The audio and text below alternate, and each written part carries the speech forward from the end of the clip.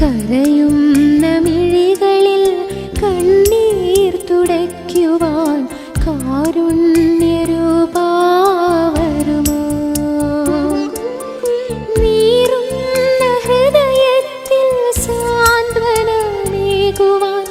ആശ്വാസദായക വരുമോ? നീറുന്ന ഹൃദയത്തിൽ സാന്ത്വനമേകുവാൻ ആശ്വാസദായക വരുമോ? കരയുന്ന മിഴികളിൽ കണ്ണീർ തുടയ്ക്കുവാൻ കാരുണ്യരൂപാ വരുമോ?